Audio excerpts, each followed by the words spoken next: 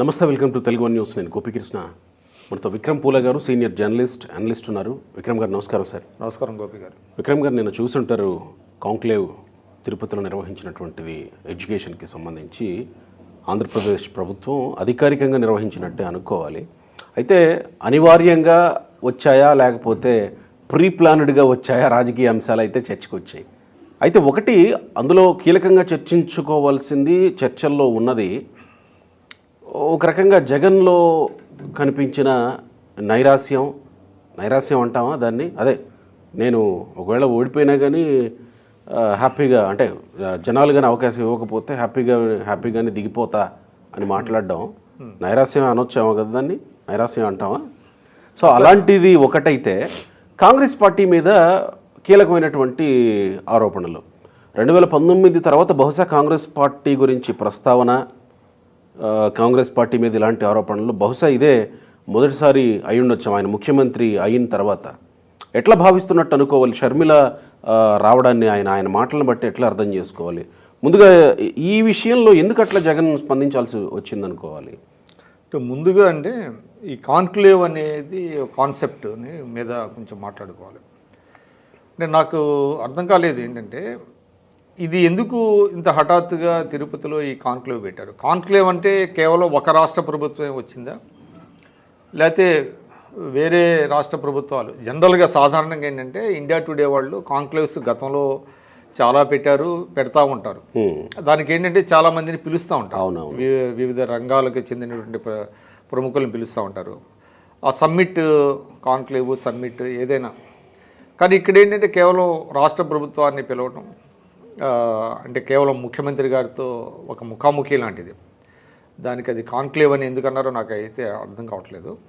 ఒక ముఖాముఖిలాగా పెట్టాడు ఆయన, ఓవరాల్లెస్ అంతే కదా.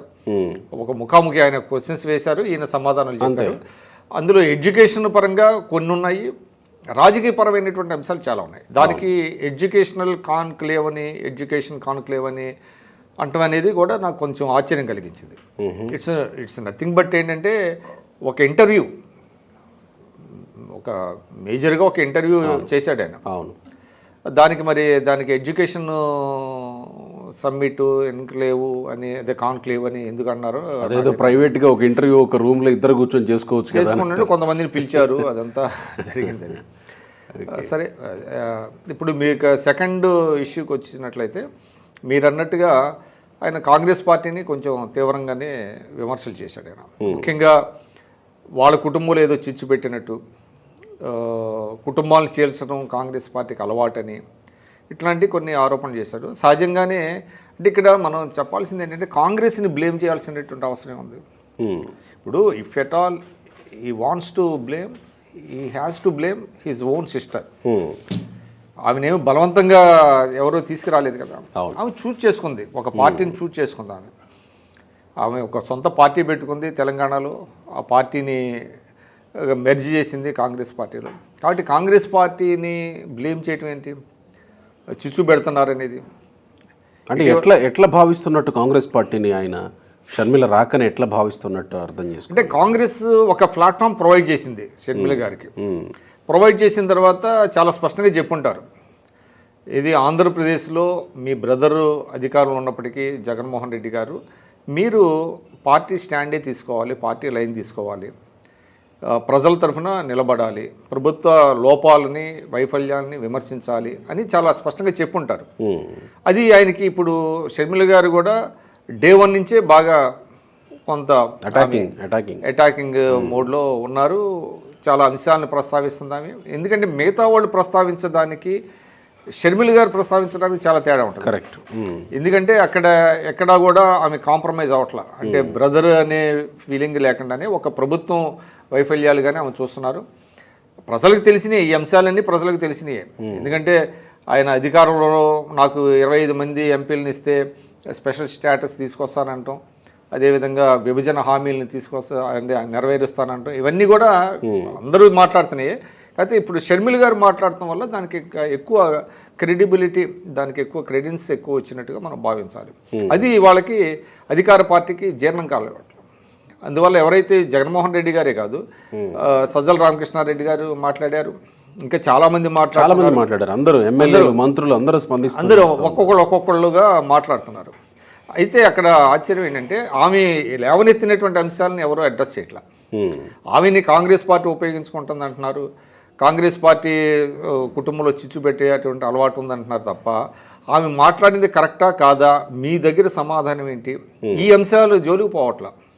ఇప్పుడు ఎవరు మాట్లాడుతున్నారు అనేది అప్రధానం, ప్రజలకు సంబంధించిన ఏం మాట్లాడుతున్నారు అనేటువంటిది ప్రధానం. మీరు ఎందుకు దానికి సమాధానం చెప్పలేకపోతున్నారు? అందువల్ల సహజంగానే ఏంటంటే బయట వాళ్ళు విమర్శలు చేస్తే ప్రజలు వేరే రకంగా అనుకోవచ్చు. అంటే షర్మిలని థ్రెట్గానే ఫీల్ అవుతున్నారు కాంగ్రెస్ పార్టీని, షర్మిల రూపంలో కాంగ్రెస్ పార్టీని థ్రెట్గా ఫీల్ అవుతున్నారని ఏమన్నా అర్థం చేసుకోవాలి. ఖచ్చితంగా అండి. ఎందుకంటే ఇప్పుడు చంద్రబాబు నాయుడు గారు విమర్శించిన, లోకేష్ ఆయన విమర్శించిన, లేకపోతే సిపిఐ రామకృష్ణ గారు, లేకపోతే సిపిఎం వాళ్ళు ఎవరు విమర్శించినా కూడా పవన్ కళ్యాణ్ వాళ్ళు విమర్శించడానికి షర్మిల గారు నిన్న మొన్నటి వరకు అన్నతో కలిసి ఉన్నటువంటి సోదరి ఆమె ఇవన్నీ అంశాలు ప్రస్తావిస్తుంటే వాళ్ళు అది డైజెస్ట్ చేసుకోలేకపోతున్నారు. అందువల్ల అటాక్ పెంచారు. అంటే ముందు వీళ్ళకి కూడా కొంత అంటే ఏ విధంగా స్పందించాలి అనే దాని మీద కొన్ని రిజర్వేషన్స్ ఉంటాయి. అంటే అధినాయకుడి సోదరి కదా, మనం స్పందించాలి. ఆ రిజర్వేషన్స్ ఉన్నట్టయితే ఎక్కడ కనపడట్లేదు సోషల్ మీడియాలో. ముందుగా అంటే కొన్ని గంటలో ఒక రోజు కొంతమంది వెయిట్ చేశారు, ఇంకా స్లోగా వరుస పెడుతున్నారు.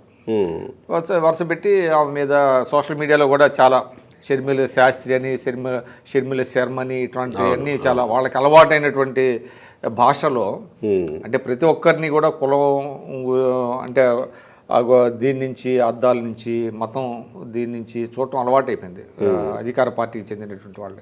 ఇప్పుడు ఆమె మీద కూడా సోషల్ మీడియాలో ఈ రకమైనటువంటి కామెంట్స్ వస్తున్నాయి. సో మీరు అన్నట్టు థ్రెట్ ఫీల్ అవుతుంటే ఆల్రెడీ ఒక పక్క టీడీపీ జనసేన మేము అధికారంలోకి వచ్చేస్తున్నాం అనేంత ధీమాలోకి వెళ్ళిపోయిన పరిస్థితులు కనపడుతున్నాయి.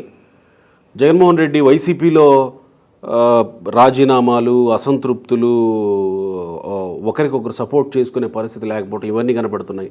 వీటన్నిటి పరిస్థితి దృష్ట్యానేనా ఆయనకి ఏమన్నా అలాంటి పరిస్థితి హ్యాపీగా దిగిపోతా అనే లాంటి పరిస్థితి అట్లా అన్నట్టుగా ఏంటంటే నేను ఇంత చేశాను అయినప్పటికీ కూడా ప్రజలు నాకు మ్యాండేట్ ఇవ్వకపోతే ఇక వాళ్ళ కర్మ అన్నట్టుగా, అంటే అది ఒక తాత్విక పరమైనటువంటి వ్యాఖ్య కావచ్చు, లేదంటే మీరు అన్నట్టుగా ఒక నైరాశ్యం, అంటే ఉంటే అలాంటి మాటలు వస్తాయి. కాన్ఫిడెన్స్ లోపించినట్టుగా మొత్తం మీద అసలు ఆయన ఆ కాన్క్లేవ్లో ఆయన మాట్లాడిన తీరు కానివ్వండి, ఆ కాన్ఫిడెన్స్ లెవెల్స్ బాగా తగ్గినట్టుగా అనిపించినాయి. ముఖ్యంగా ఏంటంటే ఆయన ఎత్తుక్కుంటున్నాడు పదాలకి. కొన్ని మీరు ఒక చోట ఏ కోర్సులు పెట్టారు ఐటీలో అంటే దాని మీద ఆయన పెద్ద హోంవర్క్ చేసినట్టు కనపడలే నాకు. అంటే ఆయన స్టడీ చేయాలి. ఎడ్యుకేషన్ సమ్మిట్కి వచ్చే ముందు ఎడ్యుకేషన్లో రాష్ట్ర ప్రభుత్వం ఏం చేస్తుంది, అపార్ట్ ఫ్రమ్ మౌలికమైనటువంటివే కాకుండా ఇన్డెప్త్గా ఆయన స్టడీ చేసినట్టుగా నాకైతే కనపడలే. మరి అందువల్ల రాజ్దీప్ అడిగినటువంటి ప్రశ్నలకి ఆయన కొంచెం తడబడ్డటం, కొంచెం ఆలోచించుకోవటం, చెప్పిన దాన్ని రిపీట్ చేయటం, కొన్ని చెప్పలేకపోవటం, ఇట్లాంటివన్నీ మనం గమనించినప్పుడు అంతగా ఆయన హోంవర్క్ చేయలే. కేంద్రంలో ఏ పార్టీ వచ్చినా అంశాల వారీగా సపోర్ట్ చేస్తారా అని అంటే అది ఇప్పుడు అంత అవసరం ఏముంది అన్నట్టుగా చెప్పారు. అంతా అది సరే, అది కొన్ని ఎలూజివ్గా చెప్పడంలో తప్పేం లేదు. దాన్ని మనం అంటే ఇప్పుడు కొన్ని హైపోథెటికల్గా మనం ఎందుకు మాట్లాడాలని అంటారు, కానీ అసలు ఎడ్యుకేషన్ మీద సమ్మిట్ జరిగినప్పుడు ఎడ్యుకేషన్కి సంబంధించి ప్రతి అంశం ఆయనకి తెలిసి ఉండాలి. రాష్ట్ర ప్రభుత్వం ఎంత నిధులు ఖర్చు పెడుతుంది, దేని మీద ఖర్చు పెడుతుంది, ఏ కోర్సులు అందిస్తున్నారు, ఇవన్నీ ముఖ్యమంత్రి చాలా సందర్భాల్లో సమీక్ష చేసి ఉంటారు కదా. తర్వాత మోరోవర్ ఇటువంటి సమ్మిట్కి వెళ్ళినప్పుడు కొంత బ్రీఫింగ్ ఉంటుంది, సెక్రటరీస్ బ్రీఫ్ చేస్తారు, అట్లాంటి బ్రీఫింగ్ కూడా తీసుకుంటారు ముఖ్యమంత్రులు. కానీ ఇక్కడ చూసినప్పుడు ఆయన అసలు మెయిన్ ఉద్దేశం ఎడ్యుకేషన్ ప్రొజెక్ట్ చేయటమా, లేకపోతే దీన్ని అడ్డుగా పెట్టుకొని రాజకీయాలను మాట్లాడటమా, కాంగ్రెస్ పార్టీని విమర్శించడమా, చంద్రబాబు నాయుడు గారిని విమర్శించడమా అనేటువంటిది డౌట్ వస్తుంది మనకి. ఇక్కడ కాంగ్రెస్ పార్టీని మళ్ళీ కుటుంబాన్ని చీల్చి రాజకీయాలు చేసే సంస్కృతి కాంగ్రెస్ పార్టీది, దేవుడే చూసుకుంటాడని ఒక మాట అన్నాడు కదా ఆయన. అంటే కాంగ్రెస్ పార్టీ మీద మళ్ళీ ఇప్పుడు ఆయన ఇలాంటి విమర్శలు చేస్తే ప్రజలు రిసీవ్ చేసుకునే పరిస్థితి ఉందా జగన్మోహన్ రెడ్డికి? అదే నేను ఇందాక మళ్ళీ మనకి అది రిపీట్ అవుతుంది. ఇప్పుడు కాంగ్రెస్ పార్టీని కాదు కదా బ్లేమ్ చేయాల్సింది. ఓకే, ఇప్పుడు మీరు చెల్లెళ్ళకి సముచితమైనటువంటి ప్రాధాన్యత కల్పిస్తే ఆమె ఎందుకు వెళ్ళేది, వేరే పార్టీ ఎందుకు పెట్టుకునేది? ఇప్పుడు ఆమె ఎందుకు సముచితమైనటువంటి భాగస్వామ్యం కల్పించాలంటే ఈయన జైల్లో ఉన్నప్పుడు ఆమె జగనన్న వదిలిన బాణం అంటూ కూడా ప్రజల్లోకి వెళ్ళింది, పార్టీ గురించి మాట్లాడింది, అన్నీ చేసింది కదా. మరి ఆమె కాంట్రిబ్యూషన్ కొంత ఉంది, ఈయన గెలవటంలో ఆమె కాంట్రిబ్యూషన్ ఉంది. మరి కాంట్రిబ్యూషన్ ఉన్నప్పుడు ఆమెని ప్రాపర్గా రివార్డ్ చేయాలి కదా పొలిటికల్గా. కానీ ఆమెని మరి బయటికి నెట్టేయటమా లేకపోతే ఇగ్నోర్ చేయటమా ఏదైనా కానివ్వండి, ఆమెకి సముచితమైనటువంటి భాగస్వామ్యం కల్పించాలి పార్టీ. అంటే ఆ మాటకు వస్తే కేవలం ఆమెకి సముచిత స్థానం కల్పించలేదు కాబట్టి అన్నమే తిరగబడిందని ప్రజలు అనుకుంటే అప్పుడు కాంగ్రెస్ పార్టీకి కూడా స్టేక్ ఉండే అవకాశం లేదు కదా. అంటే కాంగ్రెస్ మీ స్వార్థం కోసం మీరు వచ్చారనే ఇది జనాల్లోకి అవుతుంది, అవ్వచ్చు కాక. ఇప్పుడు ఆమె స్వార్థం అని కాదు, ఆమె కూడా యాస్పిరేషన్స్ ఉంటాయి కదా పొలిటికల్గా. ఆమెకి యాస్పిరేషన్స్ ఉన్నాయి, ఒక బెటర్ ప్లాట్ఫామ్ని ఎత్తుక్కున్నది ఆమె. కాంగ్రెస్ పార్టీకి వెళ్ళింది, కాంగ్రెస్ పార్టీ ఆహ్వానించింది. కాంగ్రెస్ పార్టీని బ్లేమ్ చేయటం ఎందుకు? కుటుంబాల మీద చిచ్చు పెట్టామన్నది కాంగ్రెస్ పార్టీ రావద్దన్నది కదా. ఇప్పుడు ఉన్నటువంటి పరిస్థితుల్లో వాళ్ళు బలోపేతం కావడం వాళ్ళ ఇది అందరినీ రమ్మంటున్నారు వాళ్ళు. అందరినీ వెళ్ళిపోయిన వాళ్ళందరూ మళ్ళీ వెనక్కి రమ్మని వాళ్ళు పిలుస్తున్నారు. మరి కాంగ్రెస్ పార్టీ కుటుంబాల మీద చిచ్చు పెట్టడం అనే దాన్ని మనం ఏంటంటే మీరు అన్నట్టుగా ఇందాక ఆయన కొంచెం సెల్ఫ్ పిటీకి లోన్ అయ్యాడని అనుకోవాలి. అదే అంటే మొన్న ఈ మధ్య కాలంలోనే జరిగిన కేసీఆర్ మాట్లాడింది, ఓడిపోతే రెస్ట్ తీసుకుంటా ఫామ్ హౌస్లో అని ఆయన మాట్లాడింది, అంతకుముందు చంద్రబాబు మాట్లాడింది, ఇలాంటివి కూడా తెర మీదకి తీసుకొస్తా ఉన్నారు. అంటే ఇలాంటి ఒక భావనకి లోన్ అయ్యారని అంటే గ్రౌండ్ ఏంటో అర్థమైపోయి ఉంటుందేమో వీళ్ళకి. ఇప్పుడు జనరల్గా అది వాస్తవం అండి. అంటే జనరల్గా ఏంటంటే కాన్ఫిడెంట్గా ఉన్నవాళ్ళు ఆ కాన్ఫిడెన్స్తో మాట్లాడేటప్పుడు అసలు ఆ క్వశ్చన్స్ ఇట్ డజంట్ అరైజ్ అంటారు, ఆ పరిస్థితి ఉత్పన్నం కాదంటారు. అంతే తప్ప నేను ఓడిపోతే వెళ్ళి రెస్ట్ తీసుకుంటాను అనేది డెఫినెట్గా అదేమవుతుందంటే కొంత వీళ్ళు కాన్ఫిడెన్స్ లెవెల్స్ తగ్గాయి అనేది ప్రజలు అర్థం చేసుకుంటారు. అదే జగన్మోహన్ రెడ్డి గారి విషయంలో కూడా మనం చెప్పుకోవచ్చు. ఆయన బాడీ లాంగ్వేజ్ కానివ్వండి, ఆయన మీరు అన్నట్టుగా ఆ మాట మాట్లాడతాం కానివ్వండి, ఇవన్నీ చూస్తే అందులో అది రిఫ్లెక్ట్ అవుతుంది. ఇప్పుడు ప్రజెంట్ సిచ్యుయేషన్ ఆ పార్టీలో పెద్ద సంఖ్యలో వెళ్ళిపోయే పరిస్థితి కనపడుతుంది కదా. లీడర్స్ అందరూ కూడా ఇప్పటికి 5 జాబితాలు ఆయన మార్చాడు. 5 జాబితాలు మార్చకముందు పార్టీ ఎలా ఉంది, మార్చిన తర్వాత ఎలా ఉంది, తర్వాత మళ్ళీ ఇంకా ఎన్నికలు సమీపించే కొద్దీ మీరు చూడండి డెఫినెట్గా చాలా చేంజెస్ ఉంటాయి. ఆ స్లైడు అన్నది బాగా కనపడుతుంది. Right sir, thank you.